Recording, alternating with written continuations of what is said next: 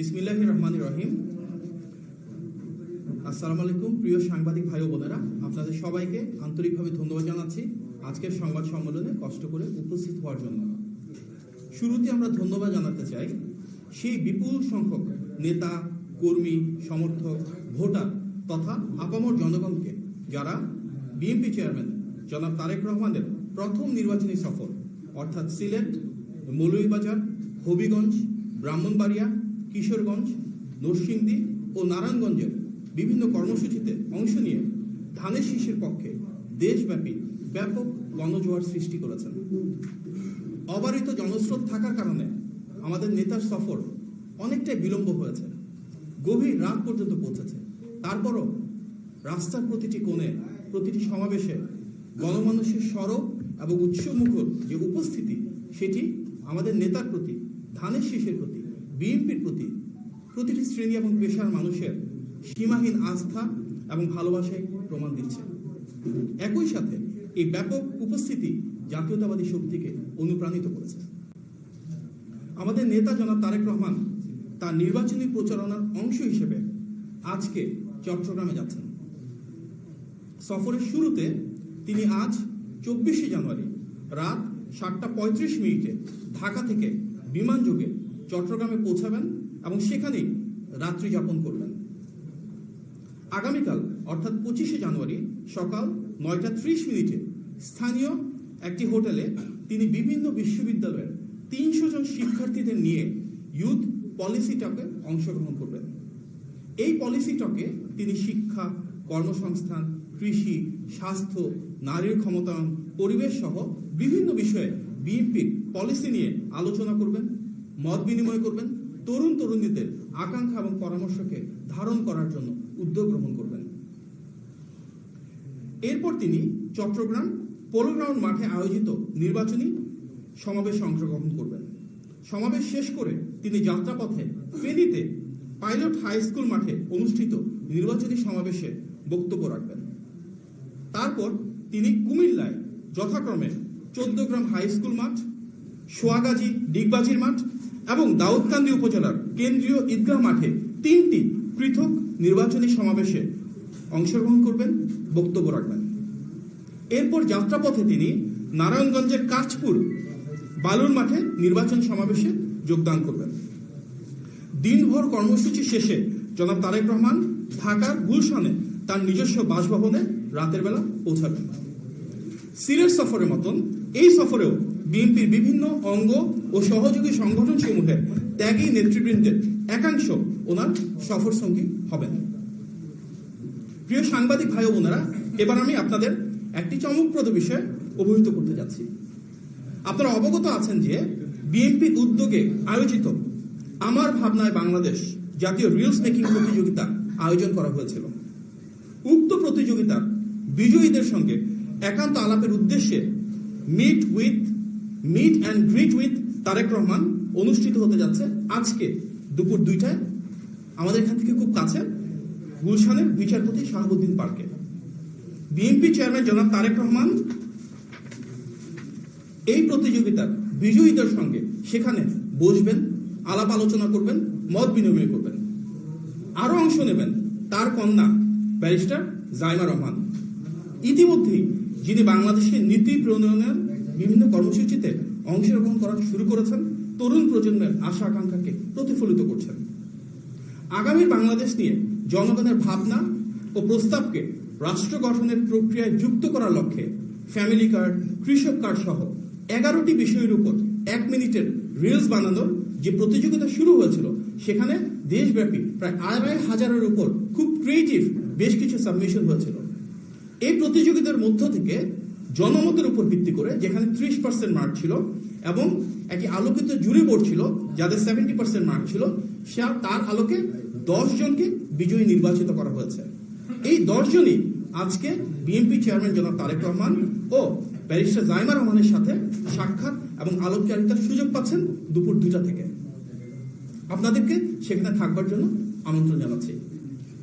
আপনারা নিশ্চয়ই অবগত আছেন যে বিএনপি দেশের নাগরিকদের সঙ্গে সরাসরি যোগাযোগ জোরদার এবং নির্বাচন সংক্রান্ত আইন, বিধিমালা ও নির্দেশিকা সম্পর্কে তথ্য দেওয়ার পাশাপাশি ভোটারদের অভিযোগ, পর্যবেক্ষণ ও গঠনমূলক মতামত গ্রহণের উদ্দেশ্যে বিএনপির পক্ষ থেকে ইলেকশন হটলাইন 16543 এবং নতুন একটা হোয়াটসঅ্যাপ হটলাইন যেটি নাম্বার 01806-977-577। আমি আবারও বলছি, সরাসরি যেটা হটলাইন ফোন করার জন্য সেটা হচ্ছে 16543, আর হোয়াটসঅ্যাপের জন্য 01806-977-577, সেখানে যোগাযোগ করার সুযোগ রয়েছে। শহর ও গ্রাম সহ পুরো দেশব্যাপী সকল নাগরিককে সম্পৃক্ত করে একটি স্বচ্ছ, গ্রহণযোগ্য এবং নাগরিক বান্ধব নির্বাচন পরিচালনা এবং পরিবেশ গড়ে তোলাই আমাদের মূল লক্ষ্য। ইতিমধ্যে এই হটলাইনের মাধ্যমে অসংখ্য মানুষ যোগাযোগ করেছেন, বিভিন্ন বিষয়ে সমাধান পেয়েছেন। হটলাইন থেকে জানতে পারা একটি বিষয়ে আপনাদের দৃষ্টি আকর্ষণ করতে যাচ্ছি। একটি প্রতারক চক্র বিতর্ক সৃষ্টির লক্ষ্যে ফ্যামিলি কার্ড ও কৃষক কার্ড দেওয়ার নামে কিছু কিছু জায়গায় টাকা চাচ্ছে। বিএনপি চেয়ারম্যান জনাব তারেক রহমানের নারীর ক্ষমতায়ন এবং কৃষকের সমৃদ্ধির জন্য ফ্যামিলি কার্ড ও কৃষক কার্ড প্রদানের যে পরিকল্পনা, ইতিমধ্যে তা দেশব্যাপী আলোচিত হয়েছে, সমাদৃত হয়েছে। বিএনপি যদি জনগণের ভোটে রাষ্ট্র পরিচালনার দায়িত্ব পায়, ইনশাল্লাহ তখন সম্পূর্ণ বিনামূল্যে এবং যথাযথ ব্যক্তিদের হাতে রাষ্ট্রীয় উদ্যোগে এই কার্ডগুলো পৌঁছে দেওয়া হবে।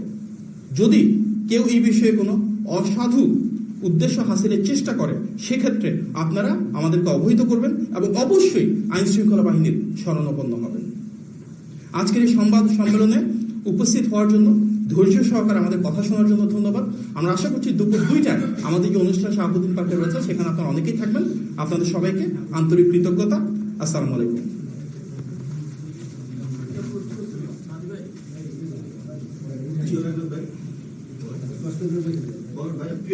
প্রশ্ন হচ্ছে, আচরণবিধিতে সুস্পষ্টভাবে বলা আছে রাত 8টার পরে মাইক ব্যবহার করে কোনো ধরনের জনসভা করা যাবে না। আর বিএনপি চেয়ারম্যান বেশ কয়েকটি জনসভা করেছেন রাত 8টার পরে। এছাড়া হচ্ছে কোনো ধরনের পোস্টার লাগানো যাবে না। ঢাকায় বিএনপি কয়েকজন প্রার্থী, একজন প্রার্থী পোস্টার লাগিয়েছেন, এমনটা আমরা দেখেছি। তাদের বিরুদ্ধে দলীয়ভাবে আপনারা কি ব্যবস্থা নিচ্ছেন, এই বিষয়গুলো আসলে কিভাবে নিয়ে করছেন? আমাদের যেই টিমটি নির্বাচনী আচরণবিধি নিয়ে কাজ করছে, আমরা ওনাদের সাথে আলাপ আলোচনা করব। যদি সত্যিকার অর্থে কোথাও কোনো অভিযোগ থাকে, সেগুলো আমরা সেভাবে দলীয়ভাবে কাজ করবো, গুছিয়ে নেব ইনশাআল্লাহ।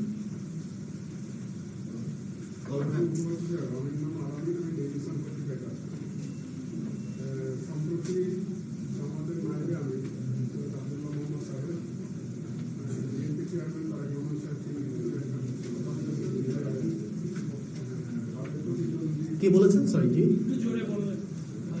সৈয়দ আব্দুল্লাহ মোহাম্মদ তাহের জি তিনি বলেছেন যে তাদের প্রধান প্রতিদ্বন্দ্বী দলের প্রধান ভারতের সঙ্গে একটি, মানে তাকে ইঙ্গিত করে বলেছেন, নাম উল্লেখ না করে, যে ভারতের সঙ্গে 3টি চুক্তি করেছে। এই বিষয়ে আপনাদের অভিমত কি? আপনারা কি কোনো চুক্তি করেছেন? দেখুন, একটি রাজনৈতিক দলের খুব প্রভাবশালী একজন নেতা ভারতের সঙ্গে চুক্তির বিষয়ে যে দাবিটি করেছেন, তিনি একটি মিডিয়ার কথা বলেছেন। স্বাভাবিকভাবেই তার সপক্ষে তিনি কোনো প্রমাণ উপস্থাপন করতে পারেননি, কোনো প্রমাণ উপস্থাপন করতে পারবেনও না। কারণ যে তথ্য মিডিয়া এসেছে বলে তিনি দাবি করেছেন, সেটির ন্যূনতম কোনো বাস্তবতা নাই, ন্যূনতম কোনো সত্যতা নাই। তাহলে কি আমরা বলতে পারি যে বিতর্ক তৈরি করার জন্য এটি একটি রাজনৈতিক অপকৌশল? আর যদি ওনাকে ভুল তথ্য প্রদান করা হয় বা বিভ্রান্তি ছড়ানোর জন্য করা হয়, তাহলে কি সেটা ওনার অজ্ঞতা? আমরা মনে করি এটা অপকৌশল বা অজ্ঞতা, যেটিই হোক, ভারতের সাথে বিএনপির চুক্তির বিষয়ে যেসব কথা বলা হচ্ছে তা সম্পূর্ণরূপে অপপ্রচার। আমরা গণ অভ্যুত্থানের আকাঙ্ক্ষা বলতে সেটাই বুঝি, যেখানে ইতিবাচক রাজনীতি হবে। কোনো অপপ্রচার, অপকৌশল, অপরাজনীতি সেটা হওয়া উচিত না। কারণ বিএনপি রাজনীতি মানেই তো বাংলাদেশপন্থী রাজনীতি। আমাদের নেতা জনাব তারেক রহমানের যে রাজনীতি, সেখানে হচ্ছে সবার আগে বাংলাদেশ, বাংলাদেশের স্বার্থ, বাংলাদেশের সার্বভৌমত্ব, জনগণের ক্ষমতায়ন, এটিকে কেন্দ্র করেই তো বিএনপির রাজনীতি। জনাব তারেক রহমানের নেতৃত্বে কিন্তু আমরা দেখেছি তিস্তার পারে, পদ্মার পারে পানির ন্যায্য হিস্যার জন্য ধারাবাহিকভাবে বিশাল প্রোগ্রাম করা হয়েছে, সমাবেশ করা হয়েছে। এটিই তো বিএনপির রাজনীতি। ফেলানী হত্যার পরে সবার আগে প্রতিবাদ করেছিল বিএনপি, রাজপথে নেমে এসেছিল বিএনপি দেশনেত্রী বেগম খালেদা জিয়ার নেতৃত্বে। নতজন পররাষ্ট্র নীতি থেকে বেরিয়ে এসে দেশের সার্বভৌমত্ব প্রতিষ্ঠা করা, আধিপত্যবাদের বিরুদ্ধে রুখে দাঁড়ানো, এটি তো শহীদ প্রেসিডেন্ট জিয়া রহমানের রাজনীতি। সুতরাং বিএনপি দেশের জন্য, দেশের মানুষের জন্য, বাংলাদেশের স্বাধীনতা এবং সার্বভৌমত্বের জন্য আমাদের নেতৃত্বে সবার আগে বাংলাদেশ প্রতিষ্ঠা করবে। কোনো রকম অপপ্রচার না হওয়া, সেটি আমাদের প্রত্যাশা। ধন্যবাদ। ফ্যামিলি কার্ড, কৃষক কার্ড নিয়ে যে মানে বিভিন্ন তথ্য দেওয়া হচ্ছে, সে ব্যাপারে কি বলবেন? আমরা তো বলেছি, ফ্যামিলি কার্ড বা কৃষক কার্ডের নামে যদি কেউ কোনো টাকা পয়সা চান কোথাও, সেটা একেবারে অনাকাঙ্ক্ষিত, এবং এটি যদি এই কার্ডগুলোকে বিতর্কিত করবার জন্য কেউ করে থাকেন, সেটা অপ্রত্যাশিত। না মানে ভুয়া হবে না, এরকম যে আলাপ দিচ্ছে অনেকে। না হওয়ার তো প্রশ্নই ওঠে না। বাংলাদেশের ইতিহাসে কৃষি বিপ্লব করা হয়েছিল শহীদ প্রেসিডেন্ট জিয়া রহমানের হাত ধরে। খাল খনন কর্মসূচি হয়েছিল ওনার সময়। সবচেয়ে বেশি কৃষক হতে পারেন প্রান্তিক, ক্ষুদ্র, মাঝারি, বৃহৎ, প্রত্যেকের ভাগ্যের পরিবর্তন হয়েছিল শহীদ প্রেসিডেন্ট জিয়া রহমানের সময়। আজকে আমরা কৃষক কার্ড আমাদের নেতা জনাব তারেক রহমানের মাধ্যমে ওনার নেতৃত্বে উপস্থাপিত হয়েছে। ইনশাল্লাহ অবশ্যই বিএনপি রাষ্ট্র পরিচালনা আসলে সেটি কার্যকর করা হবে। শুধু বাংলাদেশ না, সারা বিশ্বে নারীর ক্ষমতায়নের জন্য সবচাইতে বড়, সবচাইতে সমাদৃত যিনি রাষ্ট্রনায়ক, তিনি কিন্তু দেশনেত্রী বেগম খালেদা জিয়া। সুতরাং নারীর ক্ষমতায়নের জন্য আবারও ফ্যামিলি কার্ড আমাদের নেতা জনাব তারেক রহমান পরিকল্পনা করেছেন। বিএনপি রাষ্ট্র পরিচালনা আসলে অবশ্যই সেটি কার্যকর করা হবে। নারীদের জন্য পৃথক মন্ত্রণালয়, সেটি তো বিএনপির সৃষ্টি। সুতরাং বিএনপির যে লেগেসি রয়েছে সেটিকে ধারণ করে বর্তমানে আমাদের নেতার যে প্ল্যান্সগুলো রয়েছে, যে ভিশনগুলো রয়েছে, সেগুলো ইনশাআল্লাহ গণতান্ত্রিক বাংলাদেশে নির্বাচিত সরকার অবশ্যই কার্যকর করবে। ধন্যবাদ। আপনাকে অনেক ধন্যবাদ। আসসালামু আলাইকুম।